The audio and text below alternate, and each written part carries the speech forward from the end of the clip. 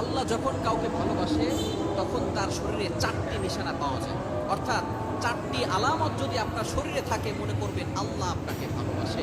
4টি নিশানা। 1 নাম্বার হচ্ছে যাদেরকে আল্লাহ তাআলা দ্বীনের সঠিক জ্ঞান দান করেন তাদেরকে আল্লাহ তাআলা মহব্বত করেন। নাম্বার 2, দ্বিতীয় নাম্বার হচ্ছে যারা বেশি বিপদে পড়ে আল্লাহ তাআলা তাদেরকে মহব্বত করেন।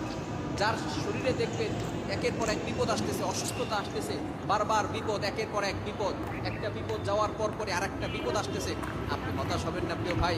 আল্লাহ তাআলা আপনাকে ভালোবাসেন। এই কোটি কোটি মানুষের ভিতরে আল্লাহ তাআলা আপনার প্রতি ফোকাস করেছেন, আল্লাহ তাআলা আপনাকে ভালোবেসেছেন বিধায় আল্লাহ তাআলা বিপদ দিয়েছেন। মনে রাখবেন, নবীদেরকে আল্লাহ তাআলা বিপদ দিয়েছেন। ইব্রাহিম আলাইহিস সালাম খলিলুল্লাহ, মিল্লাতে আবিকুম ইব্রাহিম, যিনি সকল মুসলিম উম্মাহের, সকল মুসলমানদের পিতা এবং সকল মুসলমানদের লিডার, নেতা, সুতরাং ইব্রাহিম আলাইহিস সালামকে আল্লাহ তাআলা সবচেয়ে বেশি কষ্ট দিয়েছেন।